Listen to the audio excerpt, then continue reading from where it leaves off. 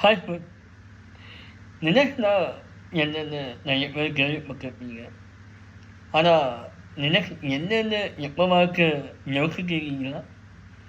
இல்லை நினைக்க கற்றுக்கணும்னு ஆசை இருந்தாலும் அது ரொம்ப கஷ்டம்னு நினைக்கிறீங்களா?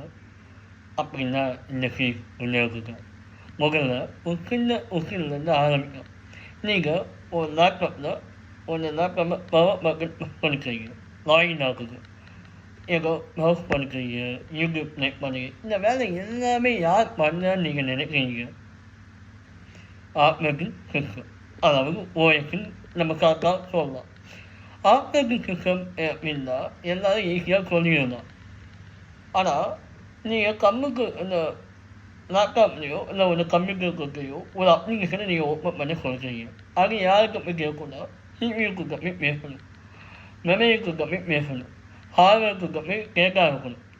இந்த எல்லா வேலையும் ஒரு கோஆர்டினேட் பண்ணி பண்ணாங்க இல்லையா? அந்த வேலையை தான் ஆப்ரேட்டிங் சிஸ்டம் பண்ணுது.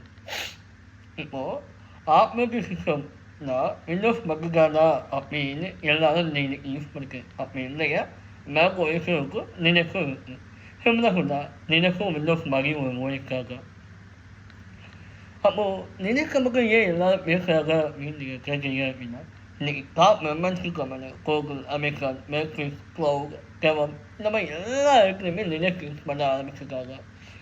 அதனால தான் ஐக்கியில் இருக்கிறவங்க லினக்ஸை பற்றி கொஞ்சம் தெரிஞ்சுக்கிறது நிறைய ப்ளஸ்ன்னு இருக்குது.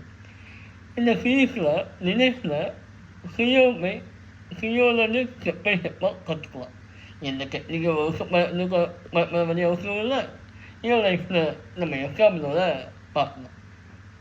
ஸோ அடுத்த எபிசோடில் லினக்ஸை யார் உருவாக்கலாம், லினக்ஸ்க்கும் யூனிக்ஸ்க்கும் என்ன கனெக்ஷன், அது எப்படி உலகத்துக்கு பாப்புலர் ஆகிருக்கு, இதெல்லாம் பார்க்கலாம்.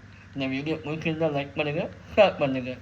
இல்லை நம்ம லினக்ஸ் வேலையை இப்போதே ஷேர் பண்ணிக்கலாம். பாய்.